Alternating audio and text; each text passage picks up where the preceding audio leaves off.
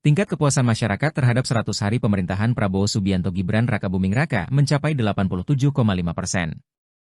Hal itu berdasarkan hasil survei dari Lembaga Survei Nasional yang dilakukan pada 13 hingga 20 Januari 2025.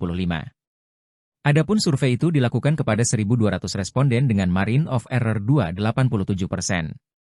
Peneliti Lembaga Survei Nasional, Fisya Amina membeberkan bahwa dalam surveinya program yang selama ini menjadi andalan Prabowo Gibran yakni makan bergizi gratis justru bukan jadi faktor utama tingkat kepuasan masyarakat terhadap pemerintahan baru ini.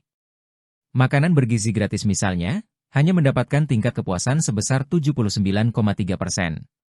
Kemudian membangun lumbung pangan nasional mendapatkan 77,6%, dan pemberantasan korupsi mendapat tingkat kepuasan terendah yaitu 69,9%. Adapun 3 program dari pemerintahan Prabowo Gibran yang paling banyak disukai responden yakni terkait pemeriksaan kesehatan gratis, 7 kebiasaan anak Indonesia hebat, serta pelatihan kompetensi guru. Sementara itu, Neni Nurhayati selaku Direktur DIP Indonesia, mengungkapkan bahwa program serba gratis memang disenangi masyarakat, sehingga berbanding lurus dengan tingkat kepuasan masyarakat.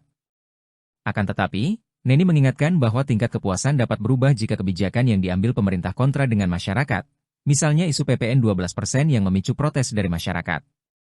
Selain itu, pelemahan institusi KPK yang dilakukan oleh pemerintah sebelumnya juga masih menjadi bayang-bayang yang akan menjadi pekerjaan rumah bagi pemerintahan Prabowo. Sejumlah catatan juga disampaikan Koordinator Komite Pemilih Indonesia, TEPI, Jerry Sumampo dalam menanggapi survei tersebut. Ia mengingatkan publik untuk berhati-hati terhadap persepsi popularitas.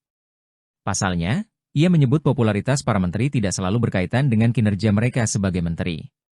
Terlepas dari hal tersebut, Jerry mengakui terdapat juga popularitas menteri yang positif, seperti yang diperoleh Menteri Pendidikan Dasar dan Menengah, Mendikdasmen, Abdul Mukti, karena berani membuat terobosan yang langsung dirasakan oleh publik.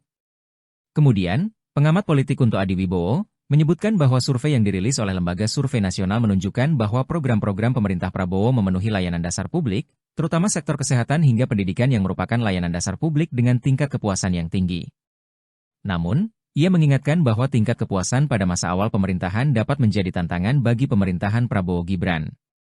Terakhir, pakar komunikasi politik, Gangan Herianto, menekankan bahwa persepsi yang dibangun di masyarakat melalui kepuasan publik harus sejalan dengan konsep functioning government yang merupakan salah satu indeks penting dalam demokrasi.